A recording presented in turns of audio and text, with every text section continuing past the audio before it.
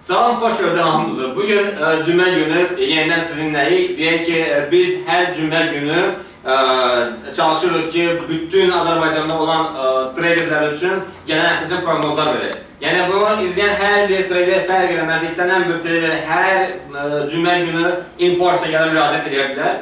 Ya burada bizim cümə günündə olan proqnozlarda yenə iştirak edə bilər. Bugün çox əlamətli bir gündür, yəni bazarda gördüyünüz kimi vəziyyət çox gərginləşdi. İlk öncə sonra yenidən deyək ki, bazar öz vəziyyətinə qayıtdı.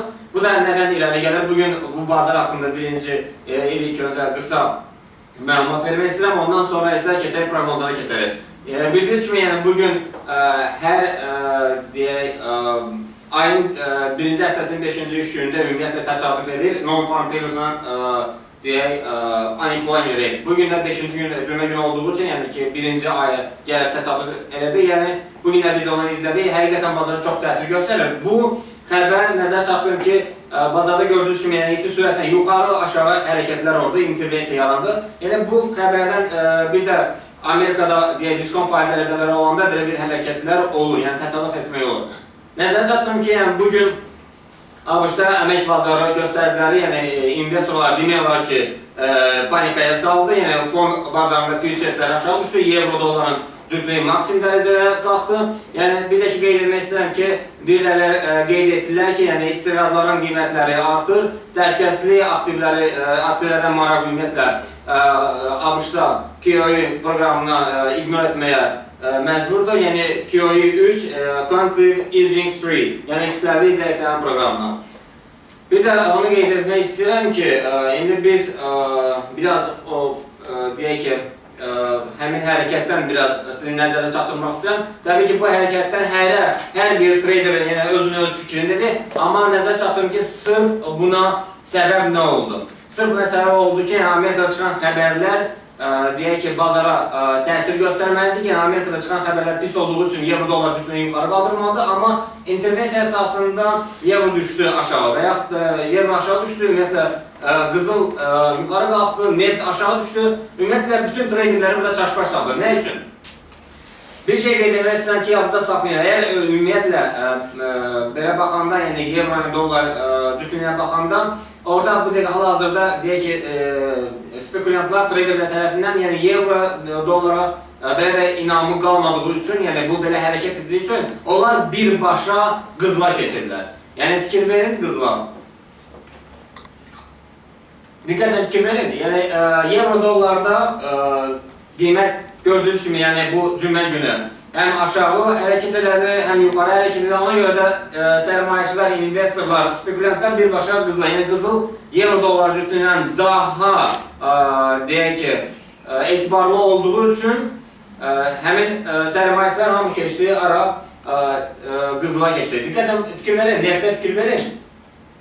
Baxın, ümumiyyətlə, bütün traderləri nəzərə çatdırmaq istəyirəm ki, ümumiyyətlə, dünyada neftə tələbatı olan ən böyük dövlət, deyək ki, Amerikadır. Yəni, neft qalxdıqca dollar zəifləyir və yaxud da ki, neft düşəndə dollar möhkəmlənir. Burada isə hal-hazırda fikir verin, dollar, ümumiyyətlə, Amerika dolları aşağı düşdü və eyni zamanda neft aşağı düşdü. Amma qızıl isə qalxdı. Yəni, bu demək olar ki, ona görə deyirəm ki, bütün investorları bu panikaya saldı.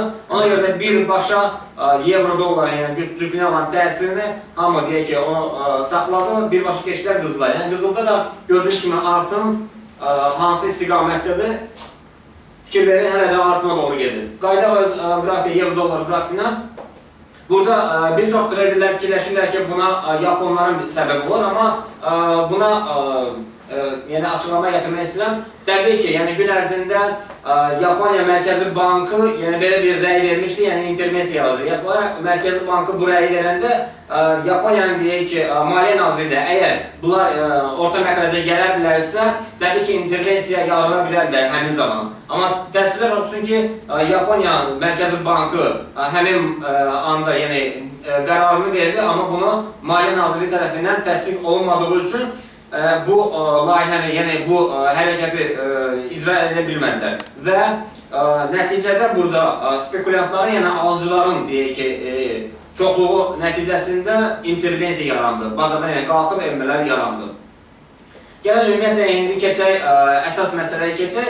Təbii ki, mən bunu qeyd eləmişəm, bir də qeyd edirəm. Ümumiyyətlə, fundamental analizə izləmək lazımdır. Bu, mütləqdir. Texniki analizə üstünlüyünü çox vermək lazımdır. Ümumiyyətlə, texniki analiz, deyək ki, gördüyünüz kimi, texniki analiz hələ ki, downtrend aşağıdır, gördüyünüz kimi. Və burada da fikir verən 0-cı xəttə gəldi, hal-hazırda qiymət 0-cı xəttə, ikinci təsdiq şəmat 0-cı xəttə keçə bilmədiyi üçün yenə əks istiqamətdə gəlir. Ümumiyyətlə, texniki analiz bütün fundamental analizləri nəzərə alır. Keçək ikinci qrafikə zəhmət olmasa.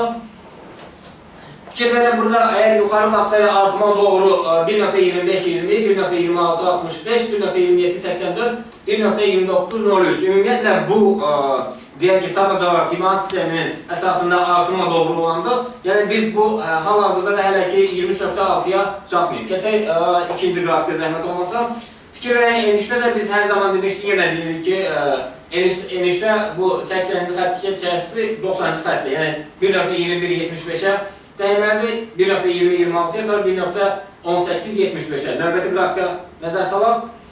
Fikir verin, burada mən Eysam asilyator bilgi istifadəsində görürük ki, qiymət doğrudan minimum nöqtəyə çatıb. Təbii ki, burada gördüyünüz kimi gələn həftələrdə qalxışa, yəni böyük bir korreksiyaya səbəb ola bilər. Yəni, bu korreksiyadan istifadə etmək olar, amma təhlükəlidir, bu başdan sizə deyim. Bir də növbəti, birinci qrafiyə nəzər salaq mümkünsə, bir saatlı zaman intervalı vurun, zəhmət olmasa.